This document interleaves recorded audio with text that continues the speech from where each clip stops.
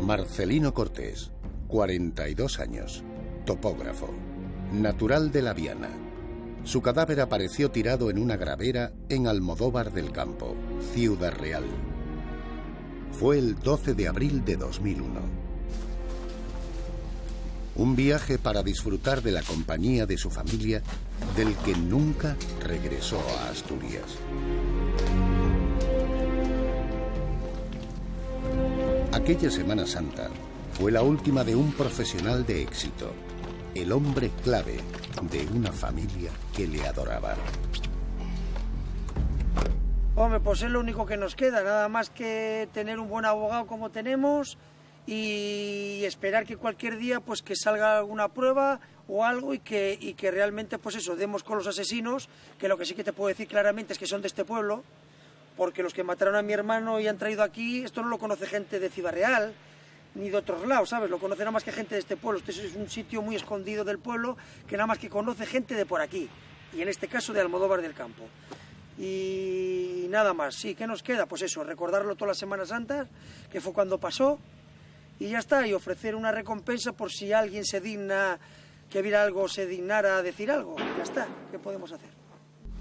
Hace más de 7 años que tuvo lugar aquel suceso trágico que truncó la vida de 4 familias y que en la actualidad las mantiene enfrentadas.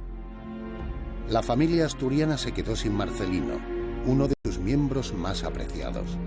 Las otras 3 soportan la sombra de la duda que se cierne sobre ellos, desde que 3 chicos del pueblo, implicados en una pelea previa a la muerte de Marcelino, fueran detenidos por su presunta relación en el caso. Se trata de José Antonio Pérez Vigara, alias El Pescadilla, Raúl Notario y Antonio Lillo Carrasco.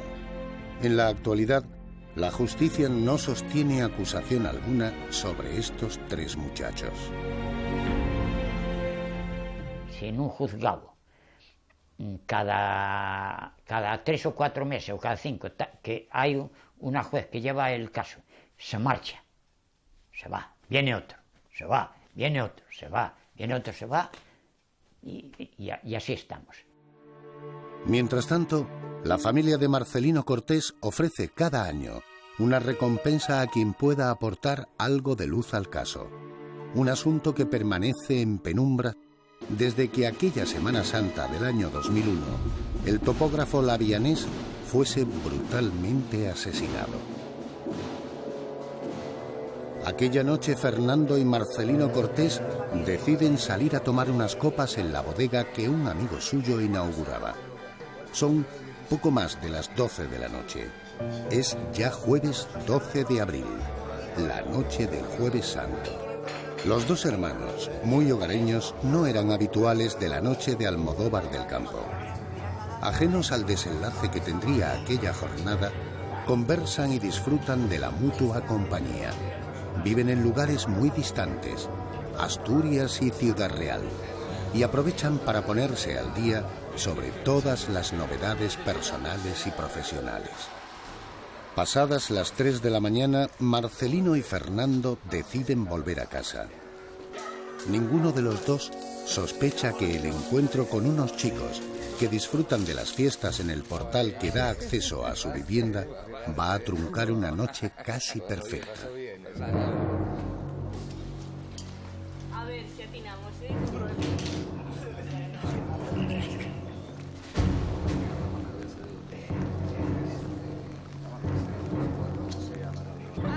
A ver tú.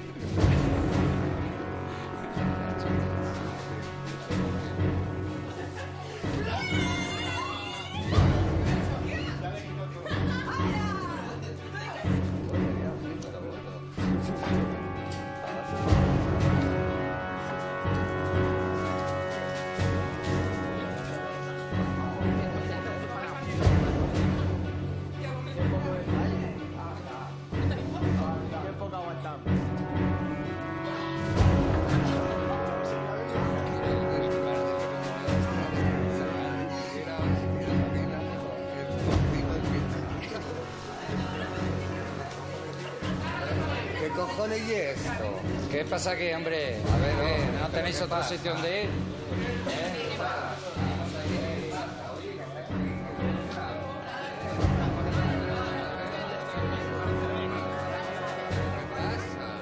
A partir de este punto, hay varias versiones de lo ocurrido.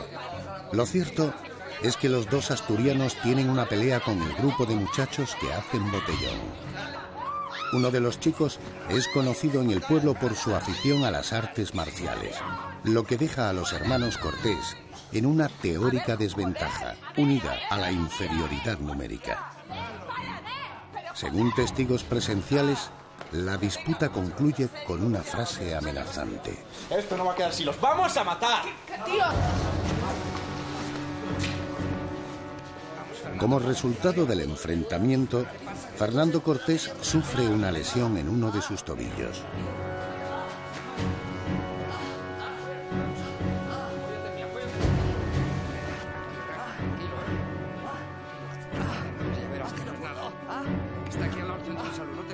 La trifulca no ha pasado a mayores y los dos hermanos se dirigen al centro de salud de Almodóvar del Campo para que Fernando sea atendido.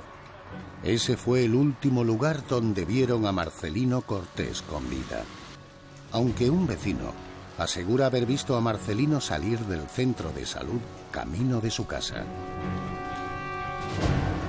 Pasan las horas y Marcelino no aparece. Se da la voz de alarma. El mediodía del Viernes Santo, 13 de abril de 2001, y tras más de 24 horas de búsqueda, un vecino del pueblo encuentra el cadáver de Marcelino. Nos había dicho Fernando de la ropa que iba vestida, que iba con una chupa amarilla, y había uno yendo por el camino a la laguna, desde lejos, vi la chupa amarilla desde el este y entre unos riscos que había allí, unas peñas. Y en ese momento llegaba un señor que también se había ido por la otra parte con un todoterreno y lo paré, se lo dije y fue cuando avisó a la Guardia Civil. A él no lo vi, solamente vi lo que es la cazadora. Bueno, vi el cuerpo pero cubierto con la cazadora esta de color amarillo, un amarillo limón.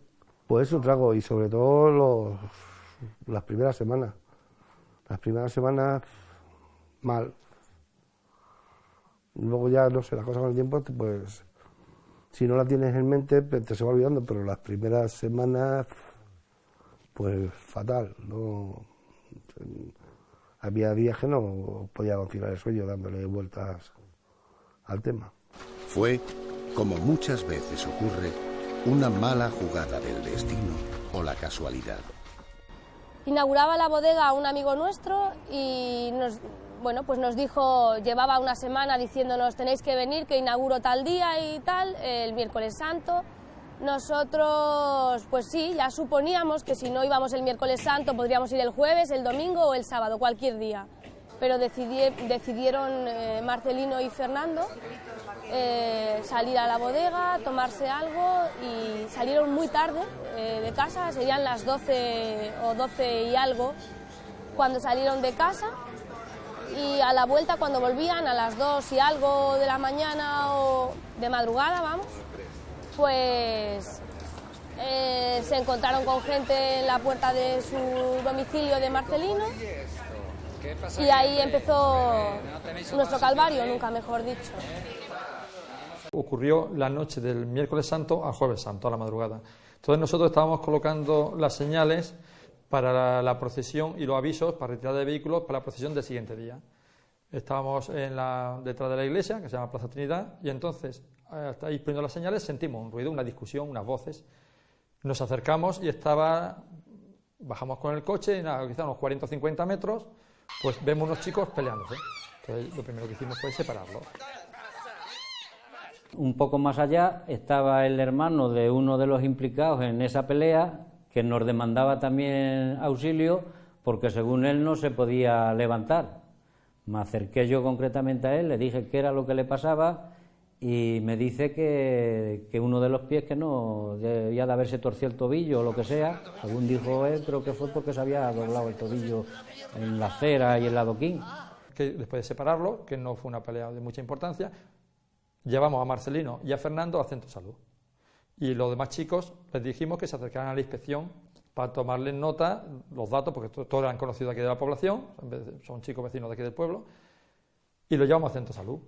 Entonces, mientras llevamos al centro de salud, nos dijo el médico del centro de salud que avisáramos a la familia de Fernando para que se hicieran cargo de él y lo trasladaran a Puerto Llano al hospital.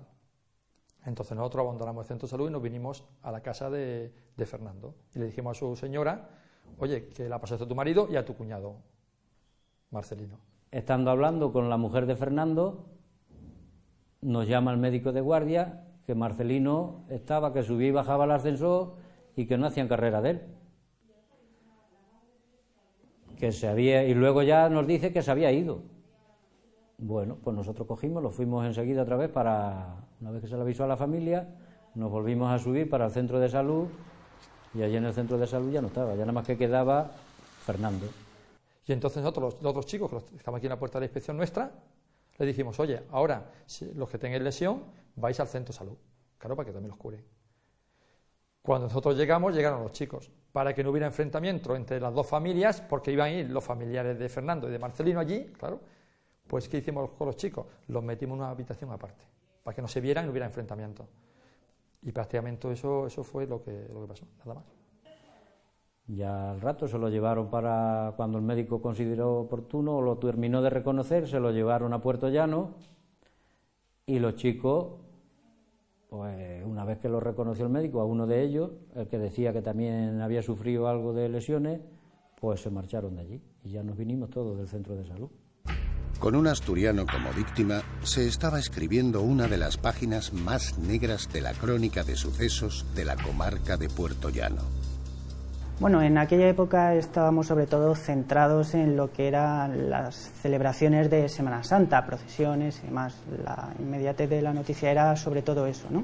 Pues hice mis fotografías, como es habitual, para elaborar al día siguiente una crónica. Y nada, y la verdad es que no tuve personalmente ningún conocimiento de esos hechos. Creo que ya fue el jueves cuando se empezó a correr la voz de que había una persona que había desaparecido. Entonces yo fui a denunciar la desaparición de mi hijo al cuartel. El sargento me dijo que hasta las 24 horas, parece, o no sé qué, que no se podía buscar. No se podía buscar. Entonces, cuando pasaban las 24 horas, que nos quedamos día a las 8 de la mañana, no estaban todavía dispuestos para ir a buscarlo ni nada. Entonces ya marchamos y marcharon varios conocidos y lo encontraron tirado en una gravera que después de matarlo lo llevaron ahí. La siguiente noticia que tenemos es que al día o día y medio, creo que eso cuando apareció el cadáver, fue en viernes, pues que había aparecido el cadáver. No tenía sentido. Nadie se iba a esperar eso. Eso no lo esperaba nadie. Su hermano Fernando visita con un equipo de sección de homicidios el escalofriante paraje donde apareció el cadáver de Marcelino. Hombre, y se supone que lo tuvieron que traer de noche. O sea que para más INRI, fíjate tú si el que lo trajo tendría que conocer esto. O los que lo trajeron, porque me imagino que serían varios. Aquí se buscó y fue cuando apareció. Pero lo que sí que está claro, dicho en el sumario, y por toda la gente que siguió este caso, pues que mi hermano fue asesinado en Xlao y trasladado hasta aquí para hacer creer que se había caído de ahí arriba. Es más, los imputados en su momento del caso, su abogado, reflejaba en el sumario que se podría haber caído de ahí arriba para acá, para que cuando después de todos los estudios de los forenses, de la juez y demás, pues se sabe pues eso, que fue asesinado en Xlao y trasladado y colocado aquí debajo.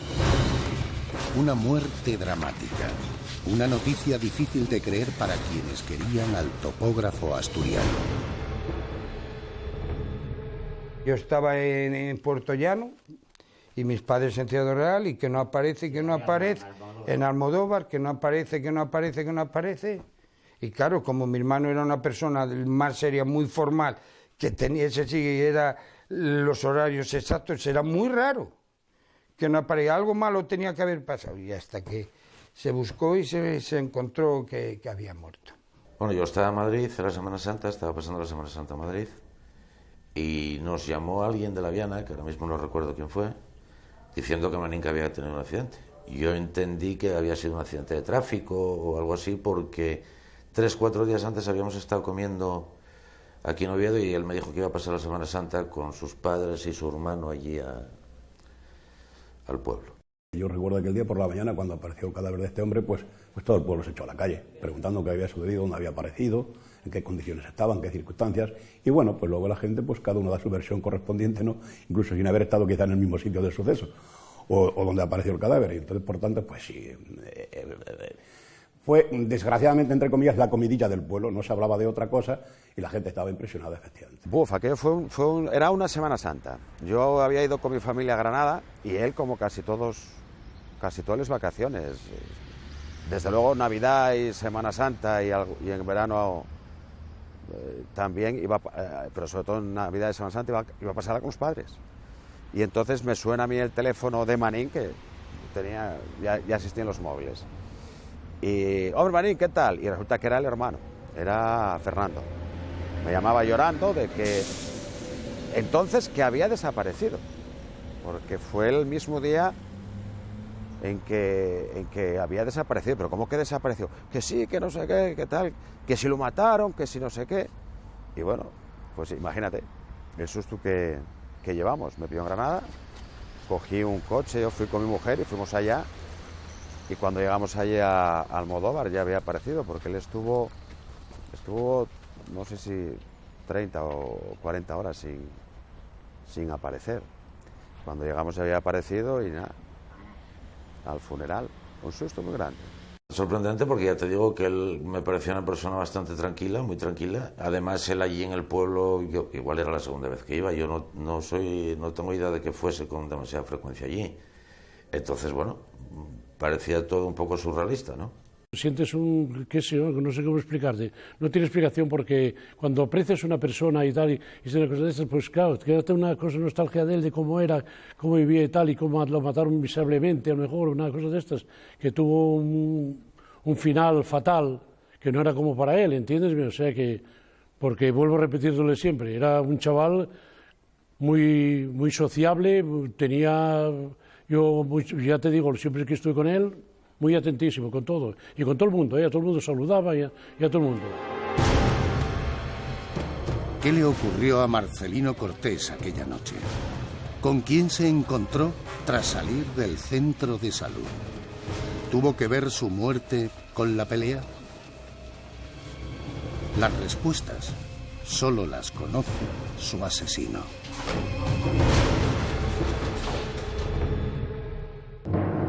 El 13 de abril de 2001, el cadáver del topógrafo lavianés Marcelino Cortés aparece en una gravera de Almodóvar del Campo, Ciudad Real. Marcelino ha sufrido una muerte lenta y dolorosa. Alguien le ha reventado el hígado a golpes y le ha tirado por un terraplén para simular un accidente. Los asesinos aún siguen sueltos y el pueblo es una tumba. Nadie ha visto nada.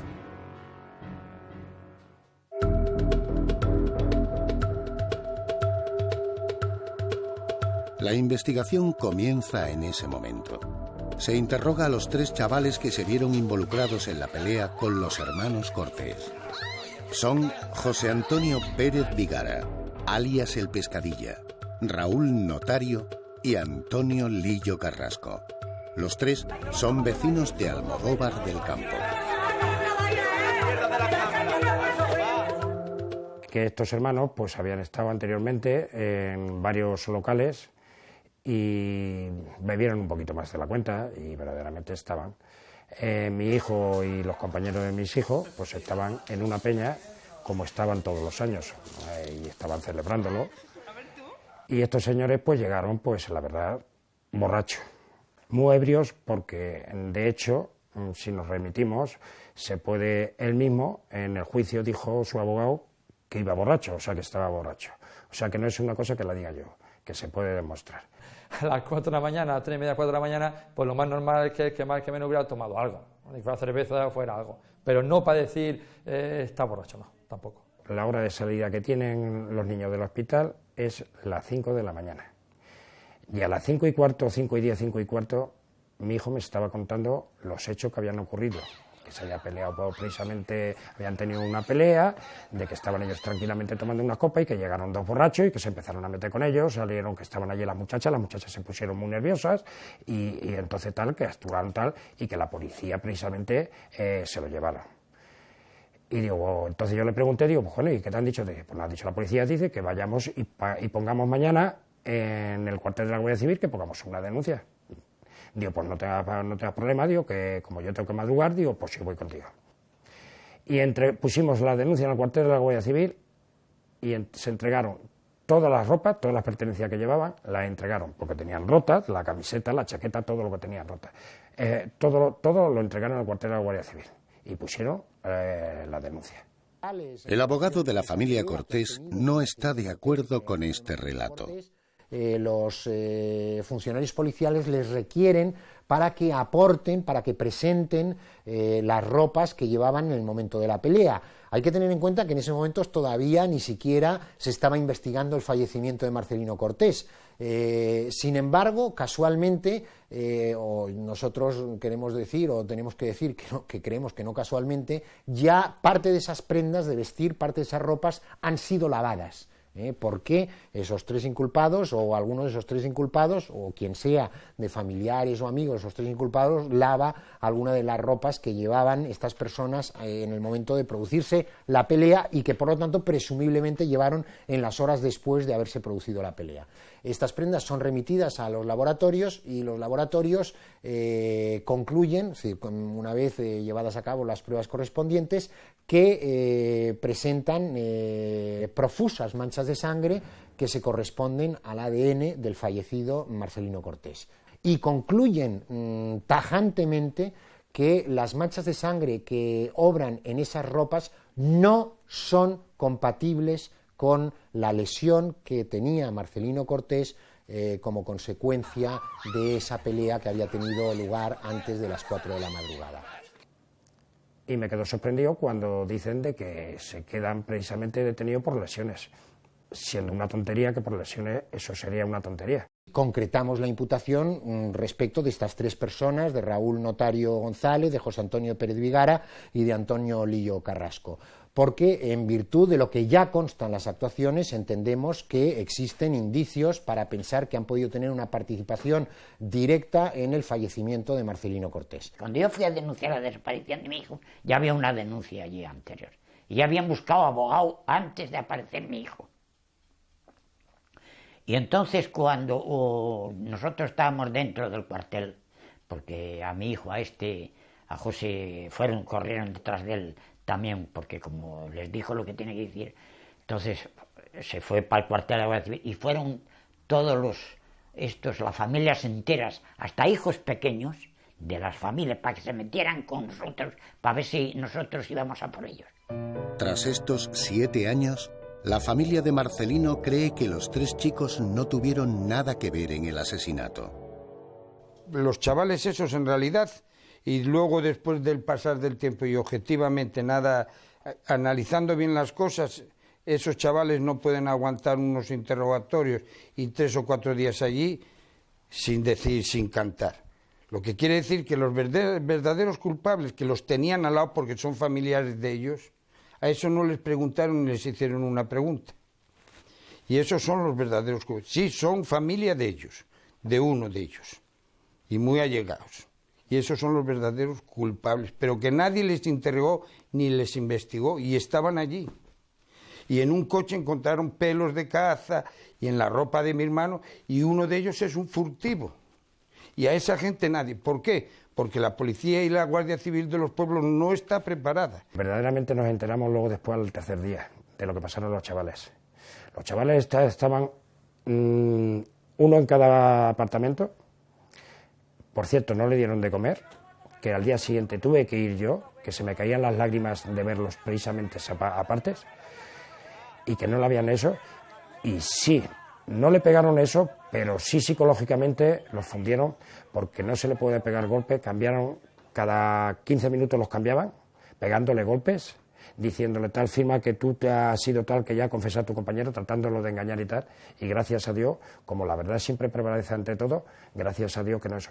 Firma este papel que si te van a recaer 2 años y si no, son 20. ¿Y qué cara de asesino? ¿Y qué cara de cabrón? ¿Y qué tal? Que yo entiendo que sea su trabajo, porque de alguna manera, pero cuando tienen a cinco días detenido a 3 muchachos, cada uno en un sitio, y no le sacan la verdad, es que es tan difícil creer que han podido hacer algo, es que es tan difícil, porque usted sabe que las mentiras tienen las patas muy cortas y al final cantan, uno o tarde o temprano. Que yo no digo que Marcelino fuera un hombre malo, que fuera bueno, que fuera como fuera, pero esa noche tuvo una noche mala, y tuvo una noche muy mala, verdaderamente, porque lo primero, se metió, él fue el que provocó la pelea, él fue quien precisamente no le hizo caso al médico, no le hizo caso a la policía, o sea, que tuvo una noche desafortunada.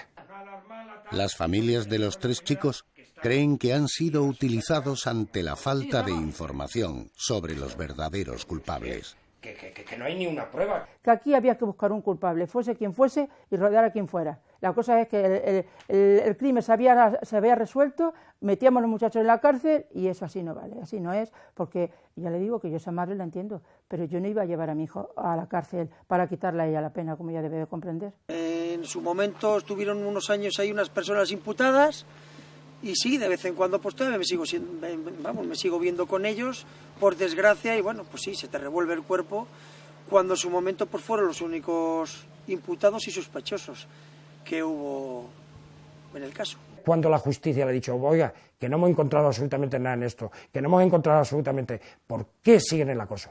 Que yo, la verdad, yo siempre destaco con esa familia, está de acuerdo, pero el acoso que han tenido después, que a mí me llamaban todas las noches, a mí mi local, tal y decir, lo tenemos engatillado, le queda nada. Además, y vamos ahora mismo además que no podían ir a trabajar, pero así un día, otros días, acoso constante. Yo estoy con esa madre que ha perdido a su hijo, pero yo también quisiera que ella estuviera con nosotros, porque ella perdió a su hijo y está derecho de saber lo que pasó aquel día, que tanto como ella quiere saber lo que pasó aquel día, yo quiero más incluso que ella. Pero también quiero que ella se ponga en un lugar de que 3 muchachos, yo hablo por mi hijo, pero en general son los 3 iguales, entonces que se ponga también en nuestro lugar, que sin haber hecho nada, estar pagando por una cosa que no ha hecho es fuerte. José Pérez, padre de José Antonio Pérez Vigara, cree que la muerte de Marcelino se produjo por accidente. Por la última persona que ve a Marcelino, que lo ve con vida a Marcelino, va dirección a la gravera. Y dirección a esa gravera hay, desde arriba hasta abajo, hay por lo menos 11 metros y pudo ser muy bien un accidente. Se concluye que la muerte ha sido causada por una hemorragia en el hígado, producto a su vez de las múltiples fracturas causadas por golpes y un mecanismo fuerte de compresión en el tórax.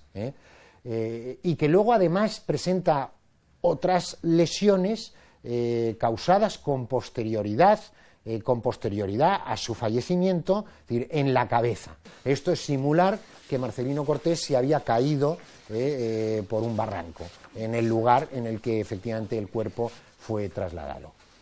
Esto ya de por sí, evidentemente, supone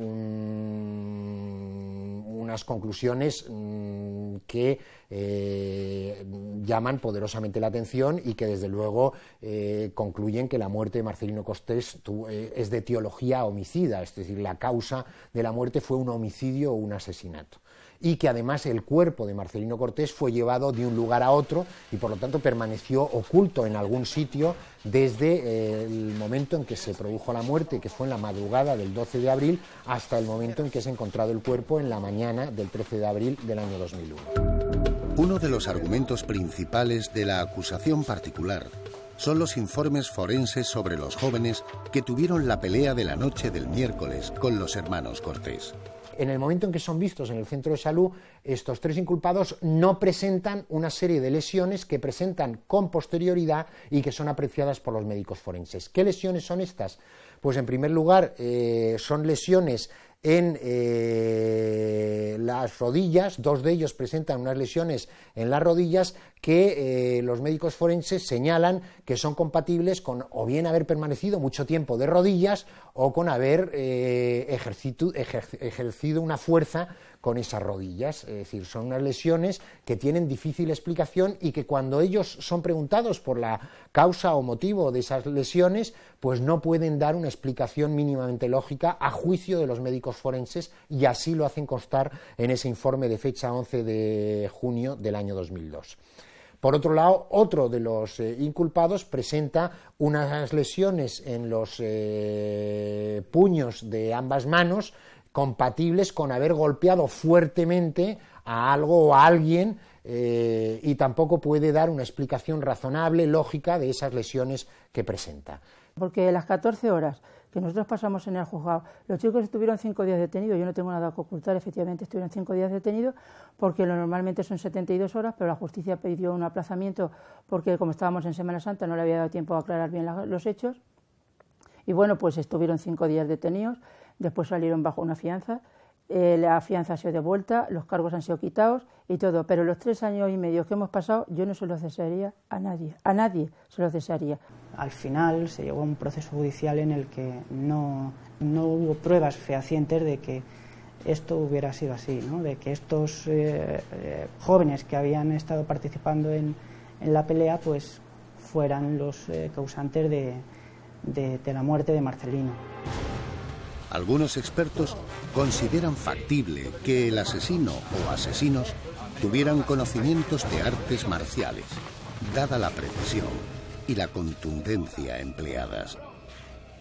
En la clase haces técnicas de defensa personal, las aplicas con un compañero, mides un poco, con un compañero vas midiendo un poco la distancia, la profundidad de golpe, tienes noción del daño que puedes causar con ese golpe. Entonces, a la hora de aplicarlo, deberías de tener conocimiento de ello. También es cierto que en una situación real, el estrés que te genera esa situación te hace que no seas tan preciso y no tengas tanto control como una clase, y a lo mejor te puedas exceder de forma involuntaria, pero sí es cierto que tienes un conocimiento mayor también para saber qué puntos no deben de ser golpeados porque son más peligrosos, o a lo mejor neutralizar a la otra persona sin golpearla, controlarla simplemente. Muchas veces se puede evitar. A lo mejor por los nervios actúas de una manera distinta, pero una persona que tenga conocimientos, los conocimientos están ahí, y la forma de demostrarlo es pues no aplicándolos al 100%, sino gradualmente, y dependiendo de la agresión, pues la respuesta tiene que ser dimensionada, No puede ser que alguien te dé un empujón y tú le des 4 patadas en la cabeza, no tiene ninguna lógica. Y en caso de una agresión, pues sí puede decirse, oye, es que tú tenías unos conocimientos, deberías de... Pero bueno, es un pez que se muerde la cola. Esa tensión ha provocado un enfrentamiento entre las familias. Por un lado, las de los 3 chicos, y por otro, la de Marcelino Cortés. A los 5 días, a estos imputados jóvenes en su momento 20, 21 y 22 años aproximadamente, ya la edad no recuerdo, les sueltan a la calle, y es en el momento en que empezamos a pensar que hay que pedir justicia. Pues lo peor de todo es nosotros ir con la verdad. La justicia nos dijo hasta ese momento que esas personas estaban imputadas, y nosotros ir pidiendo justicia, y estas familias, yo lo puedo decir porque a mí me han agredido y hay sentencia firme, agredirme en la calle las madres de los imputados en su momento, ahora no lo están. Ellos tienen hijos y no creo, yo por el muchacho es que ni se lo deseo que pasara. A los padres sí se lo desearía, que pasara lo mismo que hemos pasado nosotros. Por el muchacho no, porque no tiene culpa, pero a los padres sí lo desearía, que pasara lo mismo que hemos pasado nosotros, porque es que ha sido un coso y derribo, porque nadie sabe lo que es. Yo no tengo marido, pero a las 3 de la mañana llamarte, que lo vamos a matar, que hoy tiene los días contados, que mi hijo salía con el coche y me lo seguía. Un día Fernando estuvo por lo menos media hora dándole vuelta a todo Puerto Llano detrás de él. Bueno, no sé qué querían, si es que provocar, que el otro se bajase, que enfadase. Es que yo no sé ni con qué sentimiento llegaba, porque es que por más vueltas que doy es que no lo entiendo. Yo cuando mi hijo me llegó a casa como un bebé diciendo, mamá, ¿y qué está pasando aquí? Y mamá, y un ruido de un coche y un temblor, eso duele. Que yo vuelvo a repetir que será el trabajo de la justicia, pero yo como madre no lo entiendo. A mí me duele. Me ha dolido mucho y todo eso lo entiendo, pero el acoso es fundamental, y todavía no se crea que a las alturas que ya llevamos 7 o 8 años hay que dejarlos atados con una cuerda bien corta, como a los perritos, porque como se desmadren un poco, ya están otra vez con los insultos y las barbaridades, y a eso no lo voy a soportar, porque como sigan, desde luego, acabamos en el juzgado. La familia Cortés se ha sentido muy poco apoyada por el pueblo de Almodóvar del Campo. De hecho, están convencidos de que la muerte del labianés sigue impune porque era un extraño en aquella tierra. La gente no colabora, pero es algo muy sencillo. La vida en Almodóvar es un pueblo tranquilo, supuestamente, aunque esté tapado todo con una sábana.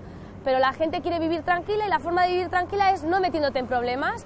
Si estos chicos se metieron en problemas aquella noche con mi marido y con mi cuñado, que lo resuelvan ellos y su familia, como yo tengo que pedir justicia por Marcelino, pero el resto de familias ni saben ni quieren saber. Y si alguien pudo ver algo, que creemos que alguien pudo ver algo, si no cuando mataron a mi hermano el trasladar el cadáver, algo de algo, pues efectivamente no dice nada, pues por eso, pues por miedo, por lo que pueda pasar después.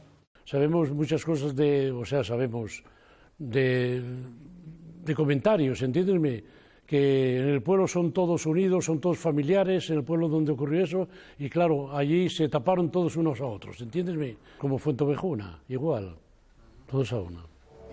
La familia de Manín, desesperada, ofrece cada año una importantísima suma de dinero. Nadie podrá devolverles a Marcelino ni borrar las secuelas de un asesinato brutal. Pero la vida sería más llevadera si el asesino o asesinos del topógrafo asturiano pagasen por lo que hicieron. Bueno, yo a los del pueblo incluso llegué a ofrecer 10 millones de pesetas. Pero es que estoy dispuesto a dar más. Pero nadie dice nada. Por miedo o por lo que sea. Porque los pueblos apoyan entre sí. Los que son forasteros no cuentan. Porque yo creo que incluso hay algo de discriminación referente a los forasteros. En Almodóvar ofrecimos una recompensa para la persona que haya visto alguna cosa pueda decir que de forma totalmente anónima, que yo no quiero ni saber quién es, ni yo ni el resto de mi familia, no queremos saber quién es ni qué es lo que dice, pero cualquier pista que pueda ser un dato pues para que el caso continúe y llegue a su fin, que lo que queremos es pasar página, cerrar esa herida que realmente nunca se cierra, porque eso está ahí, pero podamos aprender a vivir sabiendo que los asesinos están en la cárcel. Es posible que quizá, pues al no ser naturales de la ciudad, pues mucha gente no los conociera o no pudo participar de manera más activa. Entiendo que quienes estuvieron cerca del caso no creo que haya sido así, pero podría ser lo que dices, dado que al no vivir en Almodóvar, pues aunque sus padres estaban por aquí también, pues ya la gente no se sumó a la causa con la fuerza que hubiera sido preciso menester. En todo caso, es una pena lo que sucedió y yo sí puedo hablar en mi pueblo que en Almodóvar del Campo la gente no quiere que vuelva a suceder y que sí, está pues apesumbrada con aquel hecho que vino a vestir a ellos y un poco a nuestro pueblo de luto. Marcelino Cortés, un topógrafo de la Viana a quien todo le marchaba bien. Tenía una familia que lo era todo para él. Su sobrino, sus hermanos, sus padres y unos amigos con los que hacía piña y a los que dejó unos recuerdos imborrables. Desde el principio de mi relación con Fernando yo me he llevado bien con él. Cuando ya nació mi hijo ya fue superior, porque él llamaba continuamente, nos llamaba para ver qué tal estaba mi hijo, y la mayoría de las veces él no contactaba con su hermano, con quien hablaba era conmigo, ¿no? Y ponme al niño y tal, y a lo mejor era un bebé que ni hablaba prácticamente y yo tan tonta pues ahí estaba poniéndole a su niño para que... Además lo quería muchísimo, le dedicaba muchos ratos cuando venía o cuando nosotros íbamos, le dedicaba muchos ratos a estar con él y sí, y es una pena. Yo personalmente pienso que he perdido un gran ejemplo para mi hijo, para Pues sí, como un ejemplo a seguir, pues Marcelino hubiera sido el ejemplo perfecto que cualquier madre hubiéramos querido que nuestros hijos siguieran ese ejemplo. Pues sí, yo ahí aquel día perdí a mi cuñado, perdí parte de mi familia y ahora, pues sí, sinceramente perdí a una persona que podría perfectamente haber guiado muy bien a mi hijo, pues orientarle y tal. Ahora que mi hijo es adolescente también necesita de esos apoyos, pues de sus tíos y tal. No era ni conflictivo ni nada. Nunca se conoció, por lo menos aquí en La Viana, no se conoció de este hombre de ninguna cosa. Muy buen chaval, todo el mundo habló bien de él, no tienes a nadie que le pudo haber dado algo así, no. De momento no. Él tenía su trabajo y sus amigos que generalmente eran de aquí de La Viana, aunque él trabajaba y residía fuera, y hacía una vida por ahí totalmente normal y de líos yo nunca supe que tuviera ningún lío. Mi cuñado era muy tranquilo, no salía habitualmente, de hecho su vida en Almodóvar era muy familiar, muy casera, venía muy pocas veces y solamente venía de mi casa a la casa de mis suegros y poco más, de sus padres. Y en realidad su vida era eso, venía a disfrutar de la familia, a estar con nosotros, a disfrutar de su sobrino, por supuesto, y ahijado, y a eso se resumía sus viajes a Almodóvar, no más. Las calles de La Viana fueron el escenario en el que Marcelino se hizo adulto. El fútbol le granjeó la amistad de quienes hoy en día son aún sus amigos, a pesar de su ausencia. Íbamos al mismo instituto, y aunque no íbamos a la misma clase, porque él era un año más joven que yo, rivalizábamos con el equipo de fútbol del instituto. Éramos los dos porteros y era ver quién era mejor portero de los dos. Y desde el año 84-85 hasta que murió, pues ya fue la relación ya de mayores. Yo ya casado, él estaba soltero, aunque alguna novia tuvo y tal. Y quizá las que más echen de menos a Vani sean mis hijas, porque mis hijas, que tengo 2 niñas, crecieron pues con él. Nos juntábamos todos los fines de semana, íbamos a La Viana todos los fines de semana, cenábamos todos los fines de semana, viernes y sábados, y salíamos por ahí a tomar una cerveza y a tomar una copichuelina. Y eso fue todos los fines de semana hasta que murió prácticamente. Completamente normal. O sea, yo nunca... Es más, no me parecía ni violento. Nunca lo vi ni con agresividad, ni con... Era una persona completamente normal, bastante tranquila. Y yo la verdad es que me sorprendió bastante lo que le pasó, porque ni bajo la idea de que pudiesen ir por ahí los tiros, ¿no? Bueno, muy buen chaval, muy cariñoso, muy... No, es que no sé cómo explicarte, era muy amigo de sus amigos, muy cordial, muy buena gente. Una vida plena como la de Marcelino Cortés, Manín, ha dejado muchos vacíos. En sus padres, en sus hermanos y en sus amigos. No voy a decir que sueñe, a día de hoy eso no es continuo, pero sí que hay algún día esporádico que, pues mismamente hoy que estamos reviviendo todo, pues posiblemente ahora en un par de días otra vez vuelve la pesadilla. Está mal decirlo, pero creemos que hemos aprendido a vivir con esto y no es cierto, no hemos aprendido a vivir con esto, simplemente que la vida nos lleva tan deprisa que no nos da tiempo a pensar más de lo que pensamos ya en su momento. Entonces es solamente a la hora de acostarte te da tiempo a pensar y poco más. El resto del día estás ocupada y gracias a Dios que estás ocupada, porque si no sería una locura.